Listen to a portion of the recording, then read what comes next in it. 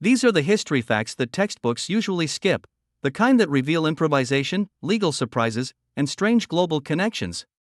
Watch how a single decision or detail can change the whole story. The biggest U.S. warship class before World War I was not a battleship, it was a run of small naval vessels built in one huge batch. The Secaucus class came from a period when the Navy wanted more ships fast, and yards were learning how to repeat the same work with less delay. The key change was not a new giant design, but a single large production run that let one class grow through quantity instead of size. That approach gave builders a milestone, more ships from one pattern, faster yard coordination, and a clearer path for later naval expansion. In the end, the class mattered because it showed that American shipbuilding could scale through repetition, not just through bigger hulls, and the production record became a practical lesson for the fleet.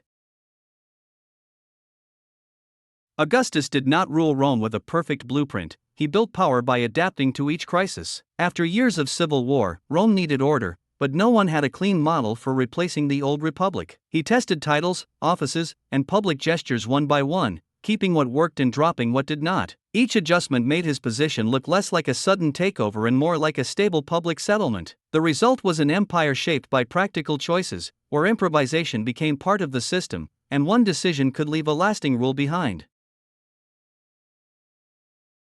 They captured Verona at night, but by morning they were running for the walls. In the early Middle Ages, a small force could slip through a city's weak point if the streets were quiet and the guards were few. The turn came when the defenders regrouped and moved back in, cutting off the exits and trapping the raiders inside the city. What began as a raid became a retreat, and the detachment had to force its way out by the walls instead of holding the city. The episode shows how fast urban warfare could reverse when local response arrived, because one open gate could become a closed trap in minutes.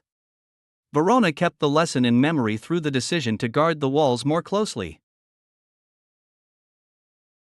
Mitchell's Causeway was built by convict labor, one handmade piece at a time. In the early 1800s, road building meant muscle, tools, and patience, not machines. That is the turn. The causeway was not poured or paved in one sweep, but assembled from stone and labor under strict control. The result was a durable route that improved movement, while the labor behind it stayed largely invisible. Today, Mitchell's Causeway stands as a reminder that major infrastructure often rested on harsh labor systems long before modern machinery, and the road still carries that record.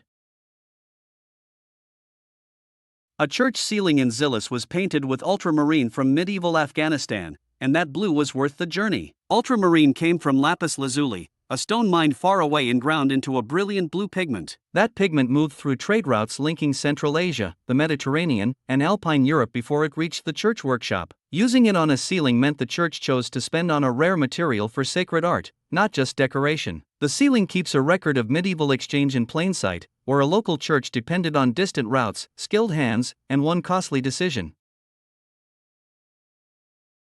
The Supreme Court let Oregon keep diverting water, but only by redrawing the legal balance on the Walla Walla River. The Walla Walla River crosses the Oregon-Washington line, and farmers on both sides depended on its flow for irrigation. Oregon's diversion upstream created a conflict because the river's course did not match the state boundary that the law had to honor. In 1936, the court treated the dispute as a legal question of interstate water rights and allowed a controlled sharing of the stream. The ruling mattered because it showed that water law can turn on state lines and court power, not just on who needs the water most, and the decision became a guide for later interstate cases.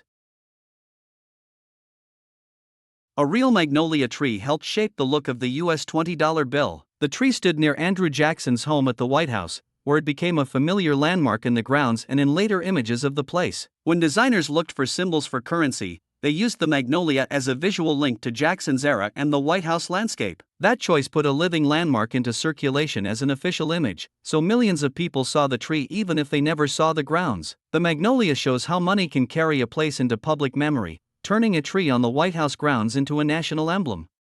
Even after the landscape changed, the design kept that decision visible. The second issue of Irish War News came out 8 years after the first. That gap points to a paper tied to political publishing, where a title could pause when conditions made printing difficult. When the second issue appeared, it did not restart from nowhere, it carried the memory of the earlier moment into a new one. Its return showed that a publication can survive as an idea even after a long silence in print. So the story is not just about a newspaper date, it is about how one decision can leave a trace that later editors can pick up again. If you enjoyed these overlooked turns in history, subscribe for more documentary style facts with real context. And tell us which one surprised you most.